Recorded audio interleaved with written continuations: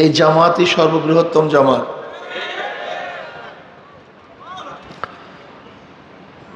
বড় জামাতের মধ্যে নামাজ পড়ার ফজিলাত ভিন্ন, সওয়াব অনেক বেশি। আর সবচেয়ে বড় কথা হলো এই, আমরা অনেকেই মুসাফির, গরম, যে ইবাদত কষ্টে হয় সেই ইবাদতের মান বাড়ে। যে ইবাদতের পিছনে যত বেশি কষ্ট সে ইবাদতের মান তত বেশি। আচ্ছা বলেন তো, আপনি ভিডিও করতেছেন কেন? রেকর্ড করা তো ঠিক না আপনার জন্য।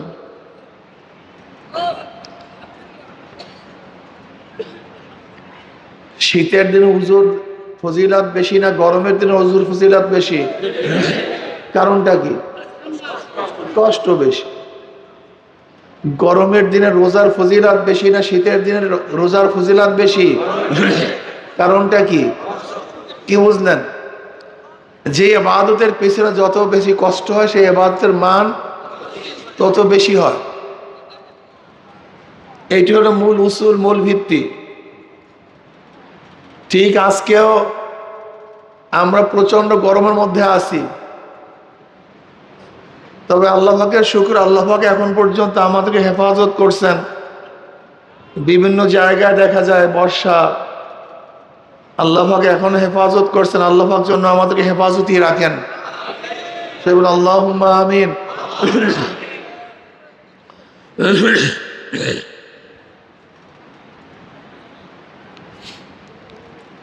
চরমোনাই ময়দানে আমরা আসছি কি পাওয়ার জন্য? কথা বলেন না কেন? একমাত্র মাওলাকে পাওয়ার জন্য, অন্য কোনো উদ্দেশ্যে না।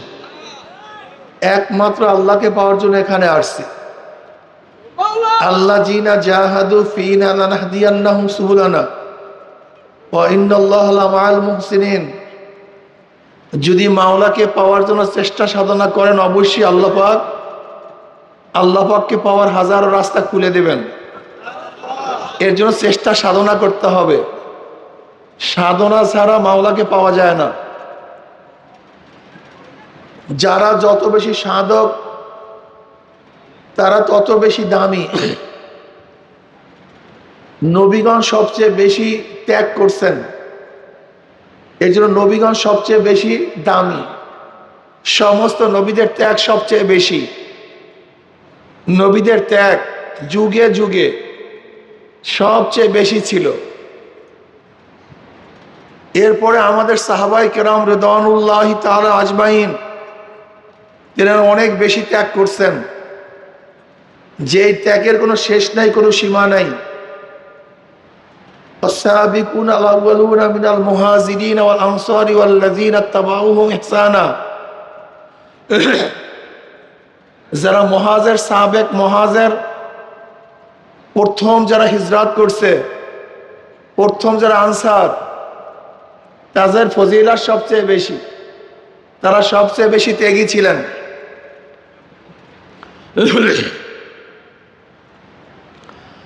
আজকে চরমোনাই ময়দানে যে হালাত, এই চরমোনাই ময়দানে যারা প্রথম ছিলেন, প্রথম মুজাহিদ ছিলেন, তারা দামি। তারা আমাদের চেয়ে অনেক বেশি দামি। কি কথা ঠিক না? যারা প্রথম ভিত্তি স্থাপন করেন তারা দামি হন। যারা ন্যাকের সূচনা করেন, কিয়ামত পর্যন্ত ওই সূচনায় যত ন্যাক হয়, যারা সূচনা করেন তার একটা অংশ তারা পান। আদ-দাল্লু আলা খায়রিন কাফাইলিহি। আপনি যদি দাওয়াত দিয়ে কাউকে নেককার বানাতে পারেন, আপনি যদি দাওয়াত দিয়ে কাউকে নেককার বানাতে পারেন, আপনার দাওয়াত ওই ব্যক্তি যত ন্যাক করবে, দায়ীর আমল নামায় আল্লাহ পাক রব্বুল আলামিন ওই পরিমাণ ন্যাক লিখে দিবেন। দায়ীর আমল নামা ওই পরিমাণ ন্যাক লিখে দিবেন। লা ইয়ানকুসু যালিকা মিন উজুরিহিম শাইয়্যা। কিন্তু যেই ব্যক্তি ন্যাক করবে তার থেকে কর্তন করে নয়, এটা আল্লাহ পাকের স্পেশাল বরাদ্দ। কি বরাদ্দ? স্পেশালে সবাই কান দিয়ে শোনেন, খুব ভালো মতো কান লাগান। দায়ীর ফজিলত, দায়ীর দাম, দায়ীর মান, দায়ের চেয়ে মানই কিছু হতে পারে না। ধরেন আপনি একজনকে দাওয়াত দিচ্ছেন নামাজের জন্য, আপনার দাওয়াতে সেই ব্যক্তি নামাজ পড়লো, যার দাওয়াতে যেই ব্যক্তি নামাজ পড়ছে, নামাজ পড়ার মাধ্যমে যত ন্যাক হয়েছে, দায়ীর আমল নামে আল্লাহ পাক ওই পরিমাণে ন্যাক লিখে দিবেন। কিন্তু যেই ব্যক্তি নামাজ পড়ছে তার থেকে কর্তন করে নয়, ন্যাক কাটিয়া নয়, এটা স্পেশাল বরাদ্দ। এর চেয়ে বড় ভালো কাজ কিছুই হতে পারে না, এর চেয়ে দামি কোনো কাজ হতে পারে না। আচ্ছা বলেন তো, আপনি বৎসরে ফরজ রোজা কয়টা রাখবেন? এর বেশি রাখার কোনো সুযোগ আছে? কোনো অবস্থাতেই পারবেন? কোনো অবস্থাতেই পারবেন না। কিন্তু আপনি যদি দাওয়াত দিয়ে 30 জনকে রোজা রাখান, ওই 30 জনের সব আপনার আমল নামায়। আপনি যদি 50 গঞ্জে রাখান, 50 জনের সব আপনার আমল নামায়। যদি 100 জনকে রাখান, ওই পরিমাণের সব আপনার আমল নামায়। যদি 1 লক্ষ মানুষকে রাখান, ওই পরিমাণের সব আপনার আমল নামায়। এর চেয়ে বড় দামি কোনো জিনিস নেই। এর জন্য একজন মুসলমান মোমেনের সবসময় মাথায় থাকতে হবে দাওয়াত। কি থাকতে হবে? দাওয়াত। আচ্ছা, এইমাত্র আমি যে ফজিলাত বয়ান করছি, যে আমার মাথার মধ্যে একবার ঢুকে যে আমি যদি কাউকে দাওয়াত দেওয়ার কারণে সে ইবাদত শুরু করে, নেকের কাজ করা শুরু করে, আর তার নেক হুবাহু আল্লাহ পাক ওই পরিমাণ আমার আমল নামায় লিখে দিবেন, তাই বলেন তো কাজের স্প্রিয়া কেমন হয়? হ্যাঁ, অনেক চরমুনার মুজাহিদ এরকম ছিল, এখনো কিছু আছে। এই চরমুনাই ময়দান, চরমুনায় আসার আগে বা আমরা যখন মাহফিলে যাই বা হালকার জন্য, মাসিক ইজতেমার জন্য, আল্লাহ নতুন ভাইদেরকে গাঠি, বস্তা, টাকা পয়সা, সময়, অর্থ, গরুর খাবার, এই কত কিছু দিয়ে চরমুনায় নিয়ে আস। কেন নিয়ে আসে? একমাত্র আল্লাহ তুমি তাকে হেদায়েত দিয়া দাও, আল্লাহ তুমি তাকে হেদায়েত দিয়া দাও।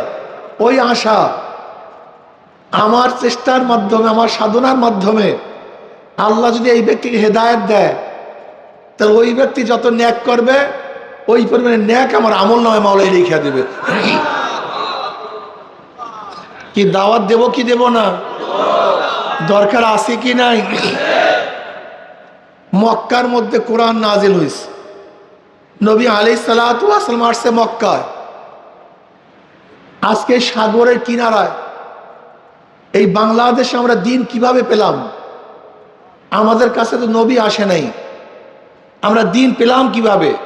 কিসের মাধ্যমে? জোরে বলেন। দাওয়াত। গোটা দুনিয়ার মধ্যে দিন ছড়িয়ে পড়ছে কিভাবে? দাওয়াত।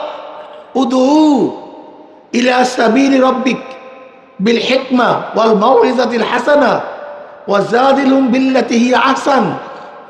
উদউ ইলা সাবিলি রাব্বিক, তোমরা মানুষকে তোমার রবের রাস্তার দিকে ডাকো। উদু, ডাকো, ডাকতে হবে। আমার মধ্যে যোগ্যতা নাই, আমার মধ্যে যোগ্যতা নাই, কিন্তু যার যোগ্যতা আছে তার কাছে নিয়ে যাওয়া। বুঝাতে পারি না, আমি মানুষকে বুঝাতে পারি না, এই যোগ্যতা আমার মধ্যে নাই।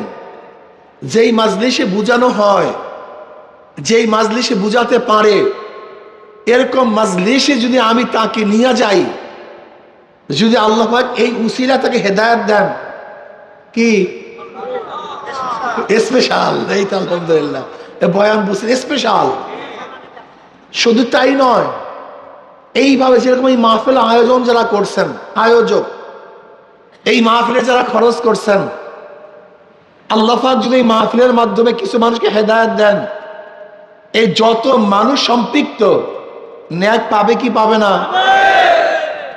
এইভাবে মাদ্রাসায় যে আমরা দান করি, এই মাদ্রাসার মাধ্যমে যত আলেম হবে, কিয়ামত পর্যন্ত ইলমে দ্বীনের যে খেদমত জারি থাকবে, আমার যে খেদমত এখানে ছিল, ন্যাক হবে কি হবে না? সহজ মাসালা সহজ। যেই ব্যক্তি কোনো নেকের কাজের আঞ্জাম দেয়, সূচনা করে, যেই ব্যক্তি কোনো নেকের কাজের সূচনা করে, আঞ্জাম দেয়, ওই মাধ্যমে যত ন্যাক হয়, যেই ব্যক্তি নেকের কাজের আঞ্জাম দিয়েছে, সূচনা করছে, তার আমলনামায় লেখা হবে। আর যেই ব্যক্তি কোনো গুনার কাজের সূচনা করবে এবং ওই গুনার কাজের সূচনার মাধ্যমে, আঞ্জামের মাধ্যমে যত মানুষ গুনাহ করবে, যাদের মাধ্যমে সূচনা হয়েছে, তাদের আমলনামায় লেখা হবে। আচ্ছা বলেন তো, দুনিয়ার মধ্যে সর্বপ্রথম অবৈধ খুন কে করছে? কাবিল। কে করছে? এই ঘটনা আপনারা জানেন। আদম এবং হাওয়া আলাইহিস সালাতু ওয়াস সালামের মাধ্যমে আল্লাহ পাক গোটা দুনিয়ার মধ্যে বংশ বিস্তার করেছেন। হাওয়া আলাইহিস সালাতু ওয়াস সালামের গর্ভে সবসময় দুইটা সন্তান হইতো। কয় সন্তান? একজন ছেলে, একজন মেয়ে। আল্লাহ পাক এই সিস্টেম করেছেন বংশ বিস্তারের জন্য। একজন ছেলে, একজন মেয়ে। বিবাহ নিয়ম ছিল, যেই গর্ভে যেই জোড়া হয়েছিল ভাই বোন, তাদের সাথে বিবাহ হবে না, বরং অন্য যেই গর্ভ, যেই সন্তান হয়েছিল, তাদের সাথে তাদের কি হবে? বিবাহ হবে। বুঝাতে পারিনি? অর্থাৎ এইটাই ছিল তৎকালীন নিয়ম। এখন যেরকম ভাই বোনে বিবাহ জায়েজ নাই, তৎকালীন সময় নিয়ম ছিল, যেই গর্ভের থেকে যেই জোড়া বের হয়েছে, একজন কি ছিল? পুরুষ, আর একজন, ওই জোড়ার মধ্যে বিবাহ, এইটা জায়েজ ছিল না। বরং পরবর্তীতে যে জোড়া বের হবে, আগের ঘরের পুরুষ পরের ঘরের মহিলা, বা আগের ঘরের মহিলা পরের ঘরের পুরুষ, এই বিবাহ হতো। এইটাই ছিল সিস্টেম। এই সিস্টেমে গোটা দুনিয়ার বংশ বিস্তার লাভ করছে। কাবিলের সাথে যে সন্তান জন্মগ্রহণ করছে, কাবিলের বোন, সেই বোন ছিল কালো, মানে সুন্দর। আর হাবিলের সাথে যে বোন জন্ম হয়েছে, সেই বোন ছিল কালো। এখন নিয়ম অনুযায়ী হাবিলের সাথে যে বোন জন্মগ্রহণ করছে, তাকে বিবাহ করবে কে? কাবিল। আর কাবিলের সাথে যে বোন জন্ম হয়েছে, তাকে বিবাহ করবে কে? হাবিল। এমনিতে উসুল, এই নিয়মের মধ্যে সুন্দরী মেয়ে পড়ছে কার ভাগে? হাবিলের ভাগে। আর কালো মেয়ে পড়ছে কার ভাগে? কাবিলের ভাগে। এইটাই কানুন, এইটাই নিয়ম। এবার কাবিল বেঁকে পড়ছে, না আমি এটা মানি না। আদম আলাইহিস সালাতু ওয়াস সালাম বুঝাবার চেষ্টা করেছেন, না আমি মানি না। আদম আলাইহিস সালাতু ওয়াস সালাম বলতে, মান্নত করো। কি করো? আল্লাহর রাস্তায় মান্নত করো। যার মান্নত কবুল হবে, সেই অনুযায়ী ফয়সালা হবে। হাবিল ভেড়া পালতেন, দুম্বা পালতেন, ছাগল পালতেন, আর কাবিল কৃষি কাজ করতেন। কাবিল অনেকগুলি কৃষি পণ্য মানত করছে, দান করছে। আর কাবিল তার ছাগল বা ভেড়া বা দুম্বা আল্লাহ রাস্তায় দান করছে।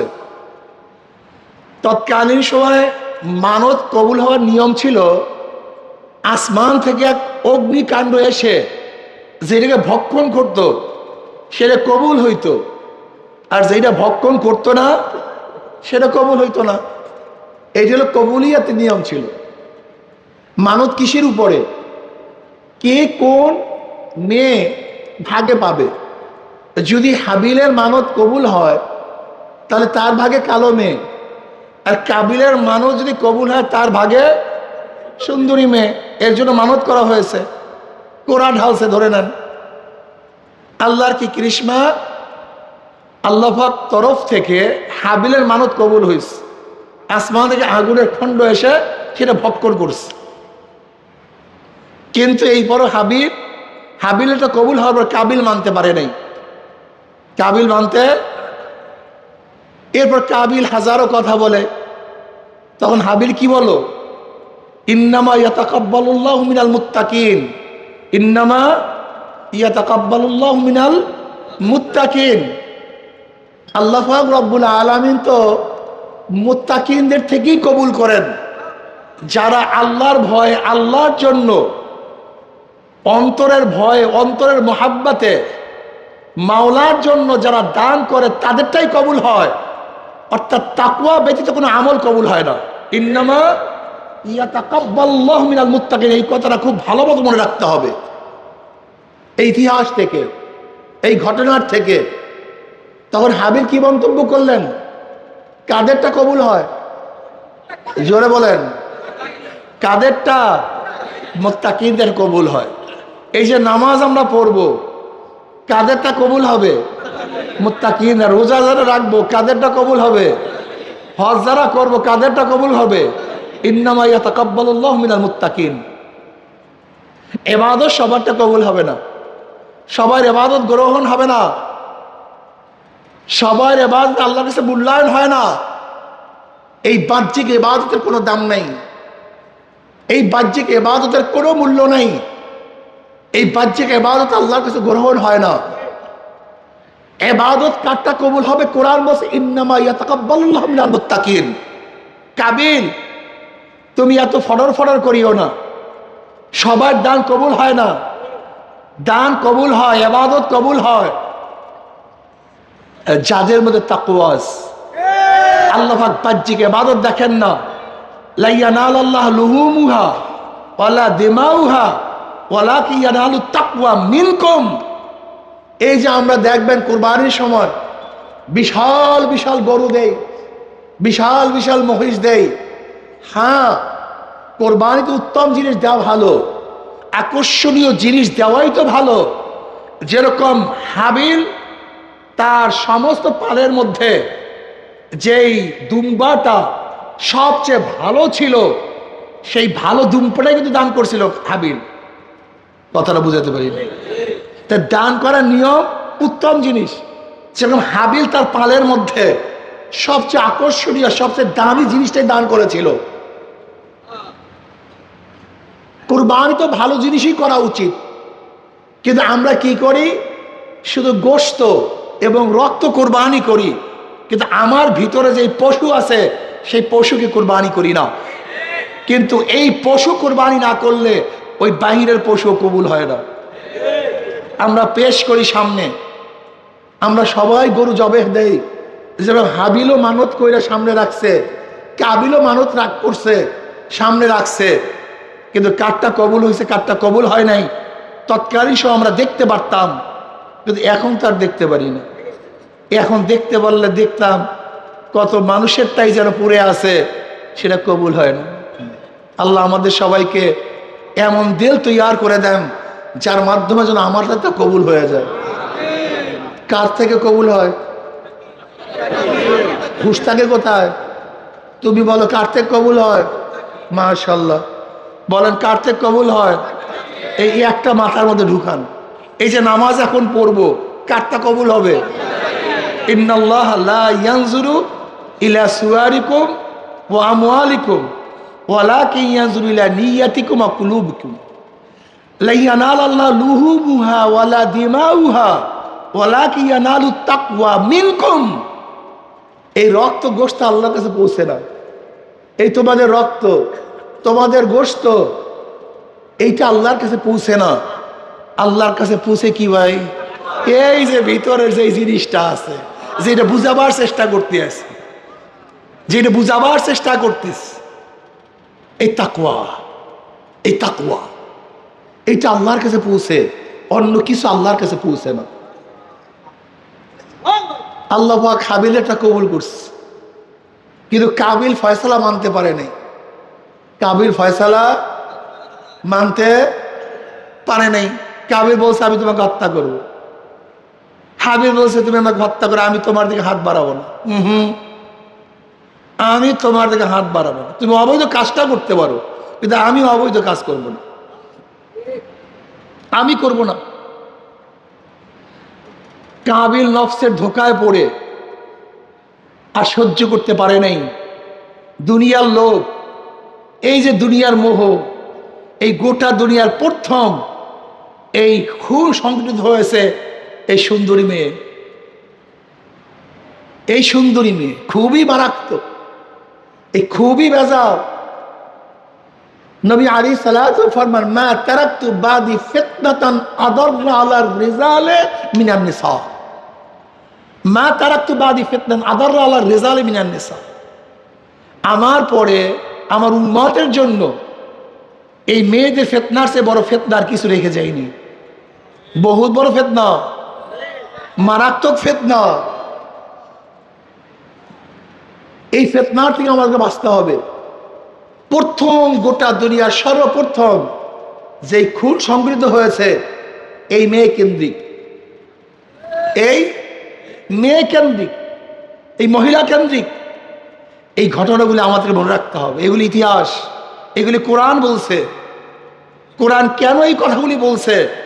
আমাদেরকে নসিহাত করছে কোরআন বারবার, আমাদেরকে ওয়াজ করছেন কোরআন বারবার, এইভাবে চলো, এইভাবে চলো। প্রথমে এই কাজ হয়েছে, প্রথমে এই কাজ হয়েছে, তোমরা সেই দিকে যেও না। আল্লাহ পাক হাবিলের কুরবানি কবুল করলেন, তার যে সুন্দরী মেয়ে চুজ করলেন, কিন্তু কাবিল মানতে পারে নাই। কাবিল হাবিলকে হত্যা করছে। এই প্রথম, এই প্রথম, এই প্রথম অবৈধ হত্যা। এর আগে দুনিয়াতে হত্যা হয়নি। হত্যা করার পরে তার মধ্যে চেতনা ফিরে আসছে, আমি কি করলাম, লাশ কিভাবে দাফন করব। লাশ দাফন করতে তো জানে না, এর আগে কোনোদিন লাশ দাফন করা হয়নি। এই প্রথম ব্যক্তি মৃত্যুবরণ করছে, কিভাবে দাফন করব জানে না তো। আল্লাহ পাক কাক কাক পাঠাইয়া দিস। এই কাক, কাক আসিয়া ঠোঁট দিয়া মাটি উঠাইয়া উঠাইয়া, কাকের আর একটা সাথী সে মারা গেছিল, দেখতেছে সেই সাথীকে ওই কাকটা দাফন করিয়া দিস। কাবিল নিজে নিজে আফসোস করছে, একটা কাক তার সাথীকে দাফন করতে পারছে, কিন্তু আমি দাফন করতে পারি না। ওই কাক থেকে শিক্ষা গ্রহণ করছে। এর জন্য দেখা যায় শিক্ষার জন্য একটা জানোয়ার থেকে আমরা শিখতে পারি। এখানে দাফন করা শিক্ষা দিছে কার মাধ্যমে? কাকের মাধ্যমে। এই প্রথম দুনিয়াতে দাফন করা শিক্ষা হয়েছে, এই কাক হলো ওস্তাদ। কাক হলো ওস্তাদ। সে প্রথম গোটা দুনিয়ার মধ্যে কিভাবে দাফন করতে হবে সেটা শিক্ষা দিচ্ছে, কাকের মাধ্যমে শিখছে, দাফন করছে। লেকিন পাপ ছাড়ে নাই।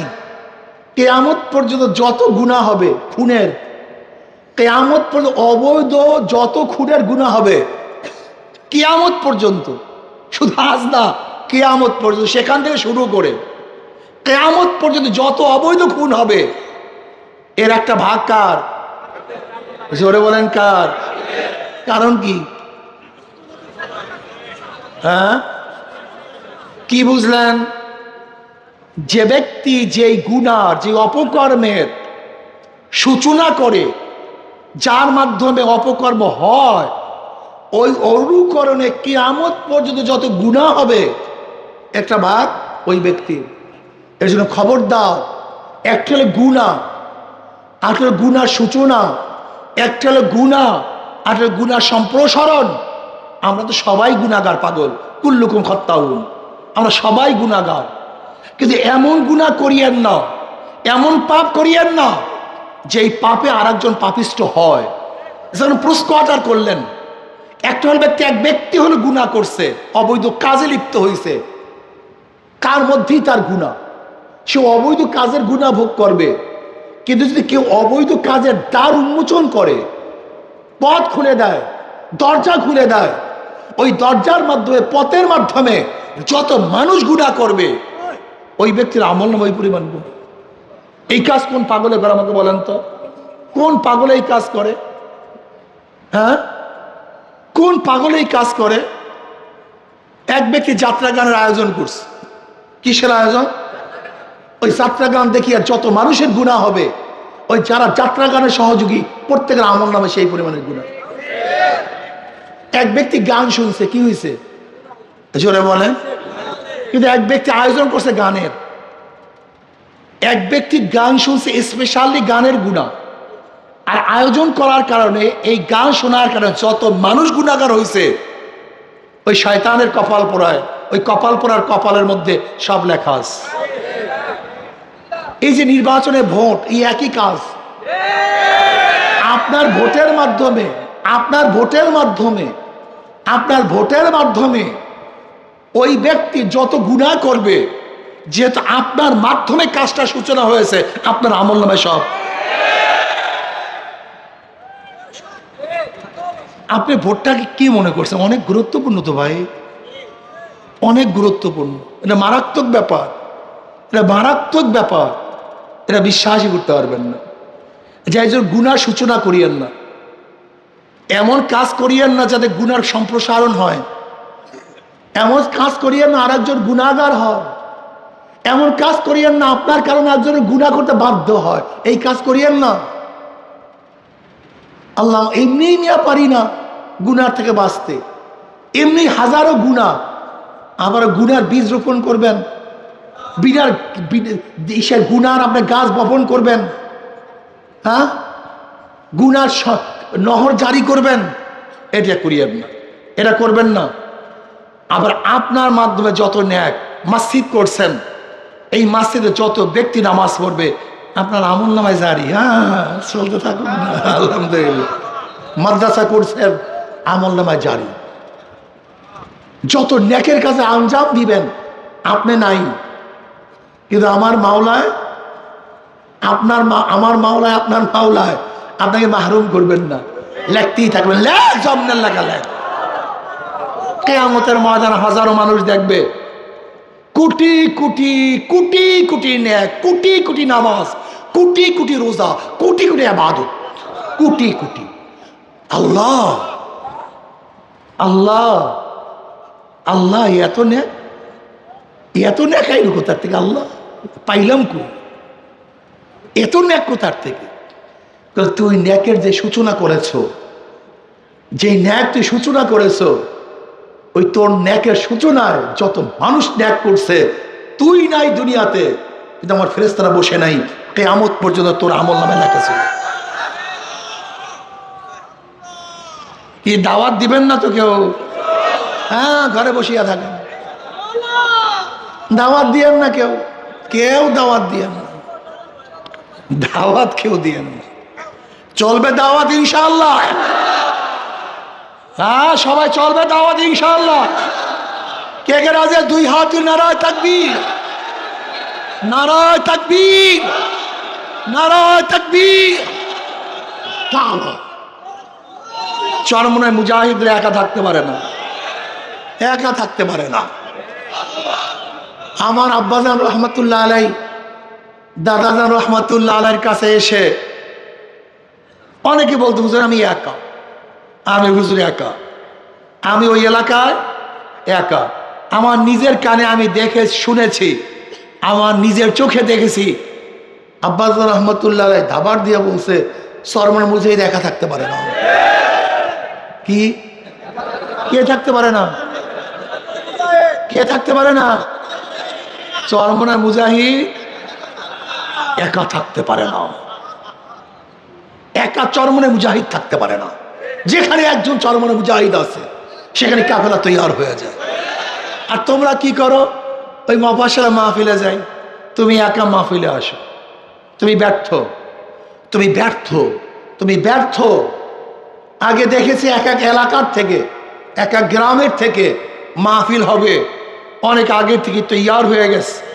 মুজাহিদরা 1 মাস আগে থেকে তৈয়ার হয়ে গেছে দাওয়াতের জন্য, হাজারো মানুষকে দাওয়াত দিয়ে তারা মাহফিলে নিয়ে আসতো। এখন দেখা যায় একা যায়। তুমি একা গেলা কেন?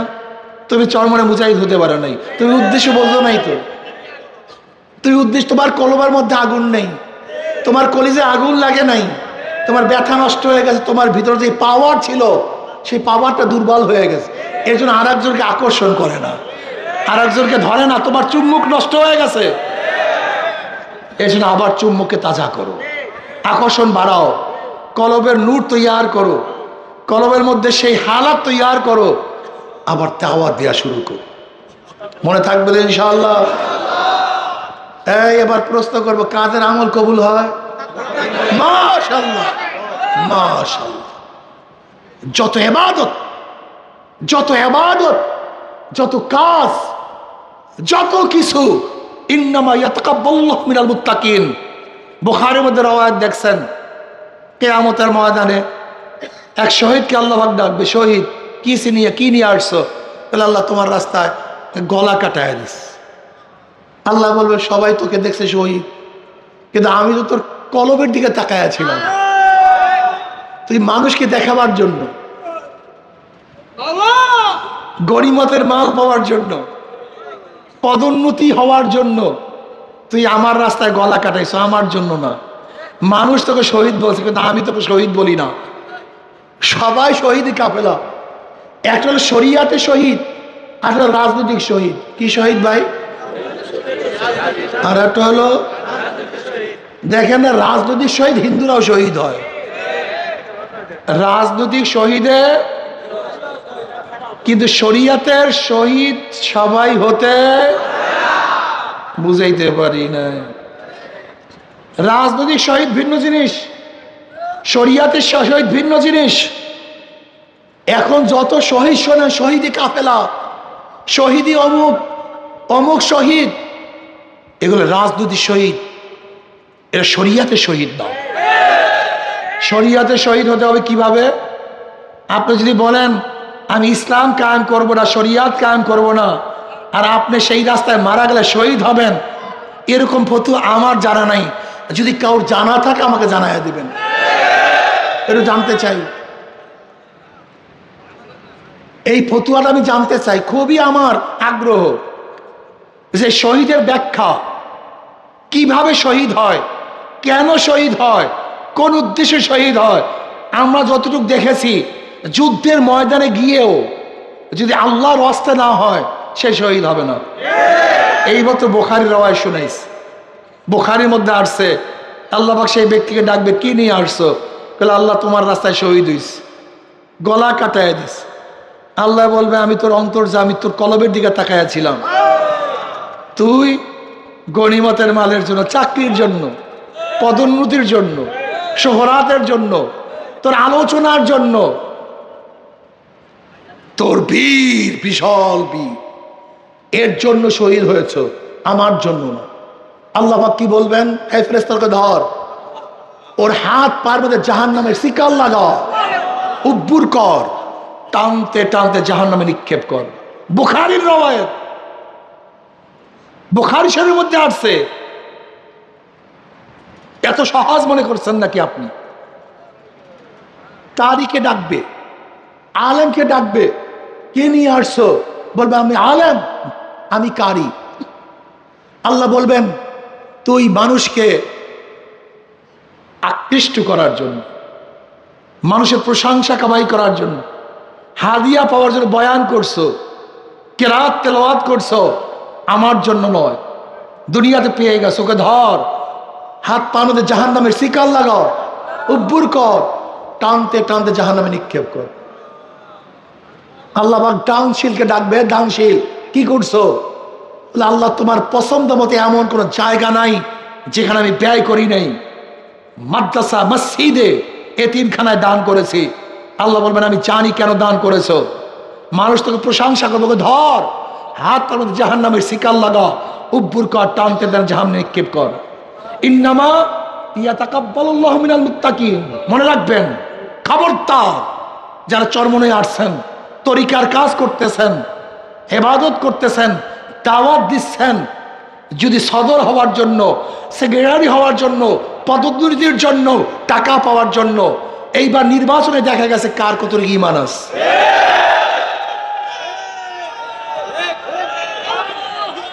আরে সব ফাঁকা। সবচেয়ে খারাপ অবস্থা হয়েছে, আরে ভাই, পরীক্ষা ছাড়া গলার মধ্যে সবই তো দেখা যায় স্বর্ণ, কিন্তু যখন ঘষা দেওয়া হয় তখন বোঝা যায় কোনটা স্বর্ণ কোনটা স্বর্ণ না। আরে আল্লাহ, হ্যাঁ? এত সহজ এই কলফটা তৈয়ার করা এত সহজ, এত সহজ না। মনে রাখতে হবে, একটা উসুল মনে রাখবেন, একটা উসুল মনে রাখবেন, দুই কারণে মানুষ জীবন দিতে পারে। কয় কারণে?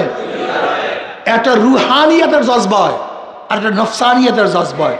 দুটোটা সমান হয়, কম না। নফসানিয়াতের জজবা মানুষ অকাতরে জীবন দিতে পারে। আচ্ছা বলেন তো, এই জুলাই আগস্টের বিপ্লবে যারা জীবন দিছে এরা কোন জজবায় দিছে? নফসানিয়াত। এটা জোশ, এটা জোশ। এই যে মানুষ পাড়ায় পাড়ায়, এই বিবাড়িয়া নরসিংদীর চরের মধ্যে বা বিভিন্ন কিশোরগঞ্জে দেখা যায় চরের মধ্যে মারামারি হয়, মানুষ মারা যায় না। কিসের কারণে? রুহানিয়াত, হ্যাঁ নফসানিয়াত। তোকে মারবই, এই নফসানিয়াত। আবার রুহানিয়াত, আমি আল্লাহর রাস্তায় শহীদ হবই। এই দুইটা ধারা, দুই ধারাই মানুষ ত্যাগ করে।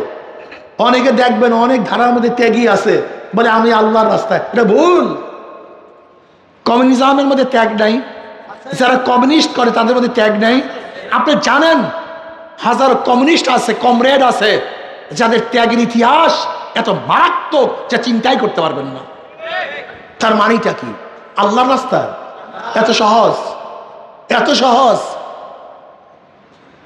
রুহানিয়াতের রাস্তা এক জিনিস, নফসানিয়াতের রাস্তা এক জিনিস। রুহানিয়াতের রাস্তায় মানুষ জীবন দিতে পারে, আবার নফসানিয়াতের রাস্তায় মানুষ, যেরকম ধরে নেন বদরের ময়দানে কাফের বেশি মারা গেছে না মুসলমান বেশি মারা গেছে? কাফের বেশি মারা গেছে। বদরের ময়দানে মুসলমান বেশি মারা গেছে না কাফের বেশি মারা গেছে? তা জজবা ছাড়া মরল কিভাবে? জজবা ছাড়া জীবন দিল কিভাবে? কথাটা বুঝাতে পারি না।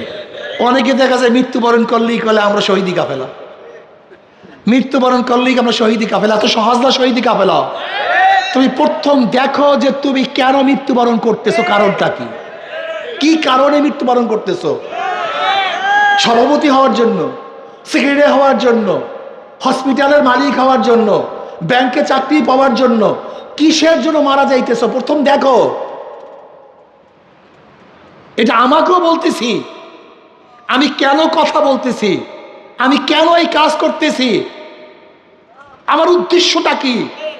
দুনিয়ার কেউ দেখে না, কিন্তু একজনের চক্ষু ফাঁকি দেওয়া যায় না।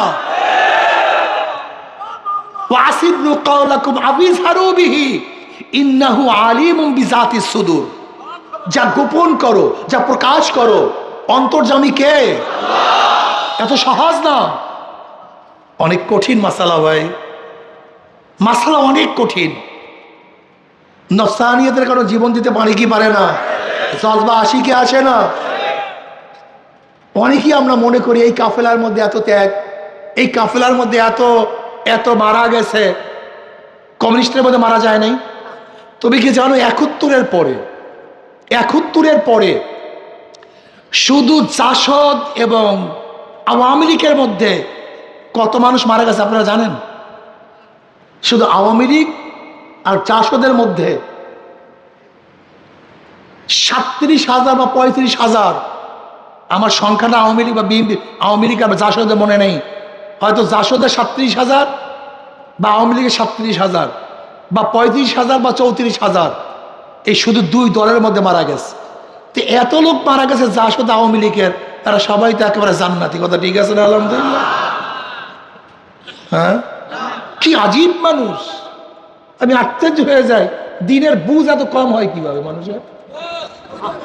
দিনের বুঝ মানুষের এত কম হয় কিভাবে? শুধু ৭১-এর পরে জাসদ আর আওয়ামী লীগ, ছাত্রলীগ, জাসদের মধ্যে মারামারিতে হাজার হাজার মানুষ মারা গেছে। শুধু কামরুল গ্রুপ, জিয়া গ্রুপ, এই দুই সর্বহারা, এই দুই সর্বহারার মধ্যে হাজার হাজার মানুষ মারা গেছে। সব জান্নাতি আলহামদুলিল্লাহ। ঠিক আছে না? সব শহীদি কাফেলা আলহামদুলিল্লাহ। আরে শহীদি কাফেলা রে, কি যে শহীদে কাফেলা বানায় ফেলাইছে, এর মামুবাদের আবদার বানায় ফেলে শহীদি কাফেলা। সব শহীদ কাফের। খোদ আমিও যদি আল্লাহ মাফ করুক, খোদ আমিও যদি আল্লাহ রাস্তায় শহীদ হই আর আমার নিয়াত মধ্যে গড়বড় থাকে, আমি শহীদ হব? ইন্নামা ইয়াতাকাব্বালুল্লাহু মিনাল মুত্তাকিন। মনে রাখবেন সবসময় বয়ানগুলি, এগুলি টটকা টটকা বয়ান, এগুলো অন্তরের মধ্যে স্থির করতে হবে, এগুলো লিখে রাখতে হবে, এই যে কলমের মধ্যে এগুলি মনে রাখতে হবে, এগুলি ভোলা যাবে না। তো এই বয়ানগুলি ভোলা যাবে না। নফসানিয়াতে তাগিদও মানুষ অকাতরে জীবন দেয়। এই যে দেখেন বামপন্থী, রামপন্থী, ভারতপন্থী, আমেরিকাপন্থী দলের মধ্যে তেগি নাই? জোরে বলেন। এই না, আপনি জেল বেশি খাটছেন না, আওয়ামী লীগ বিএনপির লোক বেশি জেল খাটছে। আপনার ঠ্যাং হাত বেশি বাঁধছে না ওদের ঠ্যাং হাত বেশি বাঁধছে? জজবাটা কি? দুনিয়া পাবো। জজবাটা কি? তাই দুনিয়ার জজবায় মানুষ জীবন দেয় না? ফেরাউনের বাহিনী ছিল না? নমরুদের বাহিনী ছিল না? আবু জাহেলের বাহিনী ছিল না? যুগে যুগে মুসলমানদের সাথে কাদের সাথে যুদ্ধ হয়েছে? বেঈমানদের সাথে। তাদের মধ্যে জজবা না থাকলে যুদ্ধ করে কিভাবে? তাদের মধ্যে জজবা না থাকলে, স্পিড না থাকলে যুদ্ধ করে কিভাবে? আপনি কি জানেন কেমন স্পিড তাদের মধ্যে? দেখেন বদরের ময়দান হয়েছিল 2য় হিজরিতে। এইটা ওরা বলতে পারে নাই, কাফেররা বলতে পারে নাই। ওরা সমস্ত ঐক্য করেছে, শপথ গ্রহণ করেছে যে যতক্ষণ পর্যন্ত মুসলমানদেরকে আমরা পরাজিত করতে না পারবো, কেউ অক্ষ করছে আমি ভাত খাবো না, কেউ অক্ষ করছে আমি স্ত্রীর সাথে মিলবো না। মারাত্মক অবস্থা তো কাফেরদের, যে এত মারাত্মক। তারা বিভিন্নভাবে শপথ গ্রহণ করছে। বদরের ময়দান কোন হিজরিতে? 2য় হিজরিতে। তারা 3য় হিজরিতে, মাত্র 1 বছর পর, শাওয়াল মাসে। ওহুদের যুদ্ধ হয়েছিল কোন মাসে ভাই? রমজানের পর কি মাস? 7ই শাওয়াল ওহুদের যুদ্ধ হয়েছিল। 7ই শাওয়াল। এত তো মুসলমান রোজা রাখতে রাখতে দুর্বল হয়েছে না ইমান তাজা হয়েছে? ইমান তাজা হয়ে গেছে। রোজা রাখতে রাখতে মুমিনদের শরীর দুর্বল হয় আর ইমানটা। বদরের ময়দান হয়েছিল কোন রমজান? 17ই রমজান। জোরে বলেন। 17ই রমজান 2য় হিজরিতে। শরীর দুর্বল, বয়ান মনে নেই, শরীর রুহু তাজা হয়ে গেছে। পিটা লড়া। এই রোজা রাখা অবস্থায় একজন সাহাবী যে বিরক্তর অবস্থা দেখিয়েছেন, যা চিন্তাও করা যায় না। অনেক সাহাবী তো বদরের মধ্যে এরকম অবস্থা হয়েছে, তলোয়ার দিয়ে সোজা মাথায় আঘাত করছে, একেবারে ফাড়িয়া 2 টুকরা হয়ে গেছে। বুঝেন আঘাতের তেজটা কি? ওরে আল্লাহ রে বাউলা, সুবহান আল্লাহ। এমন মারছে একেবারে 2 পাট। কথাটা বুঝাতে পারছি? শরীর দুর্বল, রুহু তাজা। মুসলমান কোনদিন শরীরের শক্তি দিয়ে বিজয় অর্জন করতে পারে না। মুসলমান সবসময় রুহে, কথা কয় না,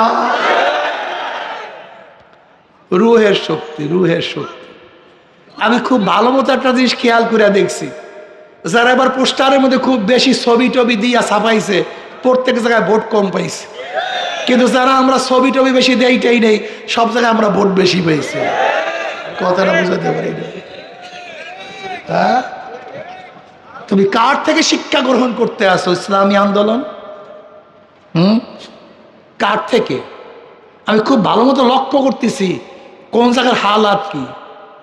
আমি বিশ্বাস করি, শোনো, চরমনাইওয়ালারা যত বেশি তাকওয়ার উপরে থাকবা, তোমরা তত বেশি অগ্রসর হবা।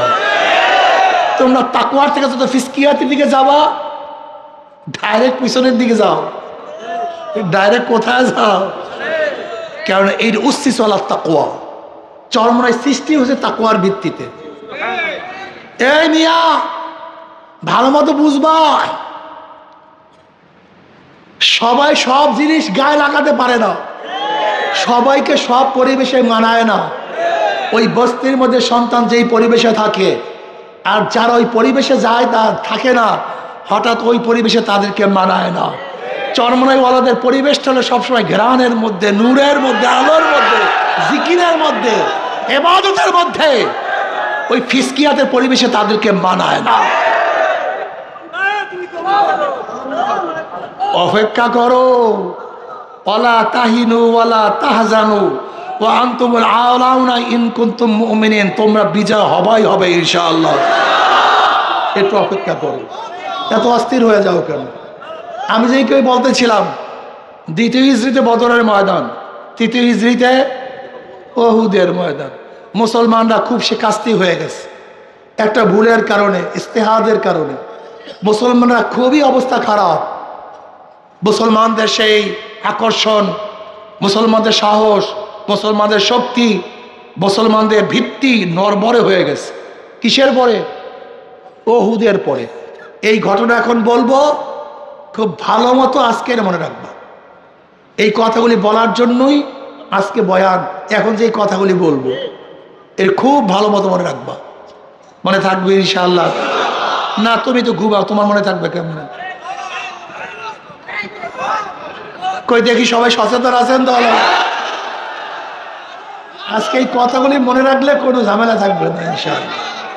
দেখো মন একেবারে ক্লিয়ার হয়ে যায়, একেবারে ক্লিয়ার, একেবারে ক্লিয়ার হয়ে যাবে ইনশাআল্লাহ। বদরের ময়দান কোন হিজরিতে? বদরের ময়দান কোন হিজরিতে? দ্বিতীয় হিজরিতে। কোন মাসে? রমজান মাসে। উহুদের যুদ্ধ কোন হিজরিতে? তৃতীয় হিজরিতে। কোন মাসে? শাওয়াল মাসের 7 তারিখ বা 8 তারিখ। আরবি মাসের মধ্যে এরকম কিছু পার্থক্য হতে পারে। যুদ্ধের মধ্যে পড়তো মুসলমানরা, বিজয় হয়েছিল। এরপর মুসলমানরা ইস্তেহাদের কারণে, ওই যে নবী আলাইহিস সালাতু বলেছেন খবরদার পাহাড় ছাড়বা না, কিন্তু মুসলমান ইস্তেহাদ করছে। কি করছে? যে এই ঘোষণা ছিল যুদ্ধ চলাকালীন অবস্থা, এখন তো যুদ্ধ শেষ, এখন আমরা সবাই গনিমতের মাল টোকাই বা ছেড়ে দেই। ওখানে ছিল 50 জন, সংক্ষিপ্ত কথা কত? 50 জন। 40 জন ইখতিলাফ করে চলে আসছে মাঠে, কিন্তু 10 জন বলছে না, আমরা যাব না। খালিদ বিন ওয়ালিদ রাদিয়াল্লাহু তাআলা তখন মুসলমান হয় নাই। তিনি পিছন থেকে কাফেলা নিয়ে আক্রমণ করছে, মুসলমানদের উপর আক্রমণ করছে। হঠাৎ অপ্রস্তুত পিছন থেকে আক্রমণ করার কারণে যেই ঘটনা ঘটছে তা আপনারা জানেন। এই ঘটনাকে আমি আবৃত করব না, খুবই অবস্থা খারাপ। মুসলমানরা ছত্রভঙ্গ হয়ে গেছেন। মুসলমানদের অকর, মুসলমানদের উপরে যেই মানুষের একটা ভীতি ছিল সেটা নষ্ট হয়ে গেছে। বুঝেন না, হাতি ফান্দে পড়লে কি জানি চামচিকাও তালায়, হাতি ফান্দে পড়লে ঠিকই একই অবস্থা। উহুদের ময়দানে মুসলমানরা শিকাস্তি হওয়ার পরে ইহুদি গোত্রগুলি, বনু কাইনুকা, বনু নজির, এই সমস্ত গোত্রগুলি, বনু আসাদ, এই ছোট ছোট গোত্রগুলি মুসলমানদের আক্রমণ করার জন্য এখন কোন লাতো আক্কা, তুমি কে, মনে হয় বৃদ্ধাঙ্গুলি দেখা। ভাবটাই ভিন্ন। যে মুসলমান আজমাত ছিল, অকার ছিল বদরের ময়দানের পরে, এখন এইটা পুরা কি হয়ে গেছে? শুধু বাহিরে না, ভিতরের অবস্থা খারাপ। ওই যে কি পরিচয় পাওয়া যায় না মনে নেই, মুনাফিকের পরিচয় পাওয়া যায় যুদ্ধের ময়দানে, এগুলি বের হয়ে আসছে, গুপ্তগুলি বের হয়ে আসছে। গুপ্তগুলিও ওই যেগুলো গুপ্ত ছিল ওগুলো বের হয়ে আসছে। কিসের পরে? উহুদের পরে। অবস্থা খুব খারাপ। নবী আলাইহিস সালাম খুবই চিন্তিত, খুবই চিন্তিত, খুবই চিন্তিত। কি মাসে বললাম না? উহুদের ময়দান শাওয়াল মাসে। কোন হিজরি? এর মধ্যে চতুর্থ হিজরি সফর মাসে, চতুর্থ সফর মাসে বনু আজল এবং বনু কারা গোত্রের লোক আসে জনাবে মুহাম্মদ রাসূলুল্লাহ সাল্লাল্লাহু আলাইহি ওয়াসাল্লামের কাছে, ইয়া নবী আল্লাহ, কিছু লোক দেন, আমরা তাদেরকে নিয়ে যাব, তারা আমাদের মধ্যে দাওয়াত দিবে। কি দিবে? দাওয়াত দিবে। দাওয়াত দিলে মানুষ মুসলমান হবে। ভালো মতো মনে রাখবেন, খুব খেয়াল দেন এই বয়ানগুলি, খুব ভালো মতো মনে রাখবেন। নবী আলাইহিস সালাতু ওয়াস সালাম, নবী আলাইহিস সালাতু ওয়াস সালাম 10 জন সাহাবী দিলেন যে যাও তোমরা কি দাওয়াত দাও। ওরা গাদ্দারি করছে।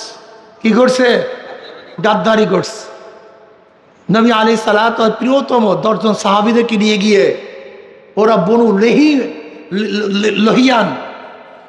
লেহিয়ান গোষ্ঠীকে লাগাইয়া দিস যে তোমরা তাদের আক্রমণ করো।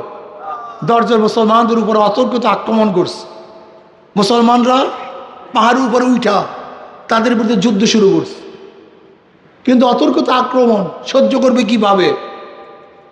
কাফেররা বলতেছে প্রতিশ্রুতি দিতে আসি, তোমরা নামো, আমরা তোমাদের কিছু বলবো না। কিন্তু মুসলমানরা বলছে তোরা মিথ্যা কথা বলতেছো, তোরা আমাদেরকে শহীদ করবি। মুসলমানরা যুদ্ধ করছে। যুদ্ধ করতে করতে 7 জন মুসলমান শহীদ হয়ে গেছে।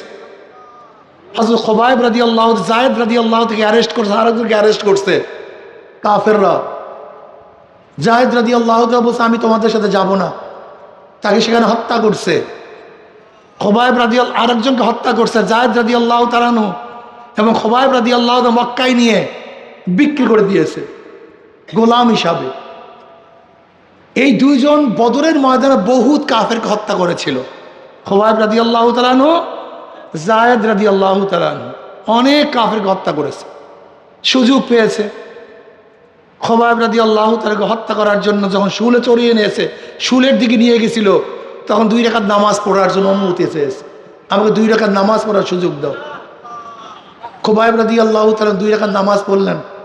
মৃত্যুর আগে 2 রাকাত নামাজ পড়ার সূচনা প্রথম কে করেছেন? হযরত খুবাইব রাদিয়াল্লাহু তাআলা, তিনি প্রথম করেছেন। তিনি সংক্ষিপ্ত নামাজ পড়লেন। সালাম ফিরাবার পরে কাফেরদেরকে বললেন, আমি সংক্ষিপ্ত নামাজ কেন পড়লাম? তোমরা এই আশঙ্কা করবা হয়তো আমি ভয়ে নামাজকে দীর্ঘ করতেছি। আমি ভয়ে দীর্ঘ করি নাই, বরং আমি আল্লাহ শুকরিয়ার জন্য তার কাছে মোলাকাত করব, এজন্য নামাজে সংক্ষিপ্ত করলাম। যাই হোক, ঘটনা আমি আর বেশি দিকে যাবো না। কয়জন সাহাবী শহীদ হয়েছেন? 10 জন। কিসের মাধ্যমে? ধোকার মাধ্যমে। সফর মাসে, মাত্র 4 মাস পর শাওয়াল মাস, শাওয়াল মাসের পরে সফর, এই সফর মাসে 4 মাস পর ওই মাসই বীরে মাউনা, ওই মাসই বীরে মাউনা। বীরে মাউনার যুদ্ধ সম্পর্কে আমরা জানেন, নবী আলাইহিস সালাতু ওয়াস সালামের কাছে আবু বারা আমের ইবনে মালিক, আবু বারা আমের ইবনে মালিক নজদের থেকে আসিয়া বলছি, ইয়া নবী আল্লাহ, কিছু সাহাবী দেন যেন আমাদের মধ্যে দাওয়াতি কাজ করবে। নবী আলাইহিস সালাতু ওয়াস সালাম বলছেন, আমি নজদের মানুষের মধ্যে সন্দেহ করি। এই কথাটা পয়েন্ট মনে রাখবেন, পয়েন্ট মনে রাখবেন। আমি নজদেবাসী ব্যাপারে কি করি? সন্দেহ করি। আবু বারা বললেন, আমি নিরাপত্তা দিলাম, আমি নিরাপত্তা দিলাম। নবী আলাইহিস সালাতু ওয়াস সালাম প্রিয় সাহাবী, কুররা, দরবেশ, আবেদ, নেককার, আহলু সুফফা, যারা সবসময় নবীর খেদমতে থাকতেন, এত দামি দামি সাহাবী, 70 জন সাহাবী। কয়জন? 1-2 জন না, 70 জন সাহাবীকে দিয়ে দিলেন। আবু বারা যারা হাফেজ ছিলেন, সবাই কোরআনে হাফেজ ছিলেন, 70 জন সাহাবী দিয়া দিলেন। আহা,